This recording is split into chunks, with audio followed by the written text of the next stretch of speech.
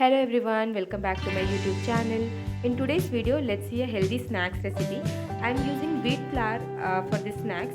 You can also use maida instead of wheat flour, but as I said, I'm trying to make it a little healthy. I'm using wheat flour.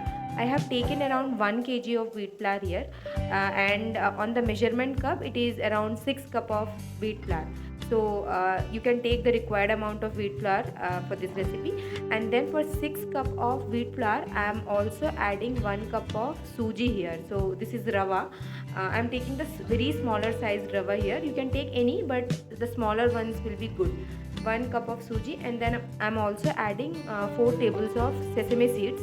If you don't like having sesame seed, you can skip it, but this gives a really good taste. So 4 tablespoons of sesame seed, and then we need a jaggery syrup for this recipe. So I am taking jaggery powder.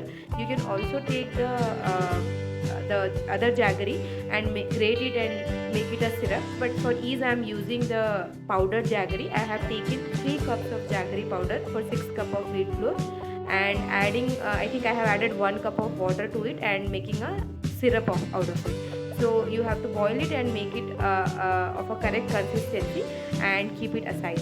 We also need some cardamom powder.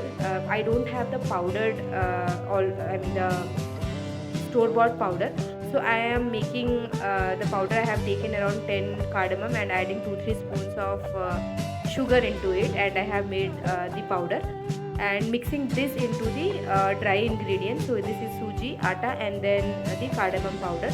Mix it well, very well with your hands, and keep it aside. The next ingredient to add in this is ghee.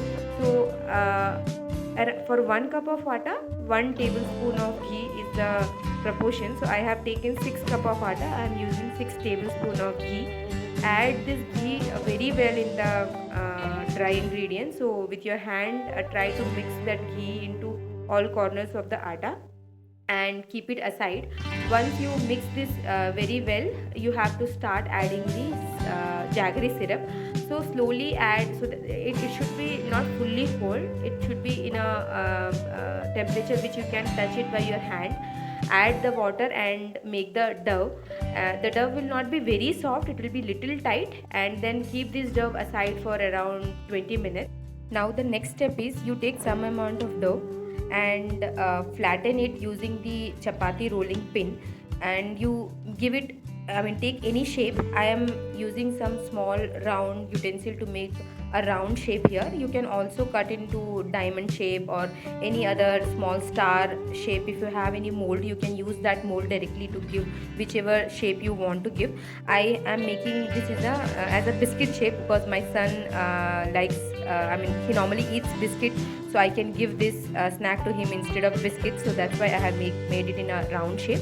Make cut them into whichever shape you want, and then take required amount of oil. Once the oil is heated properly, add the first batch of biscuits. I will say this as biscuits. Add the first slot of biscuits and fry them properly. Because we are making this using wheat flour, it will look brownish at the beginning only, but it will take around a good amount of time, like around 10 minutes to fry properly. So make sure that the biscuits are not undercooked. Cook it well and you will hear a crispy sound. Once they are cooked properly or fried properly, take them out. Like similarly, just fry all other remaining batches.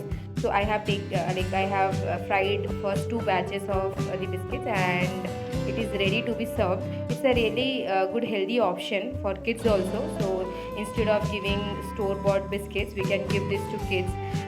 It will taste like a wheat flour biscuit. So it's a good healthy snack recipe. Do try out this recipe in your home.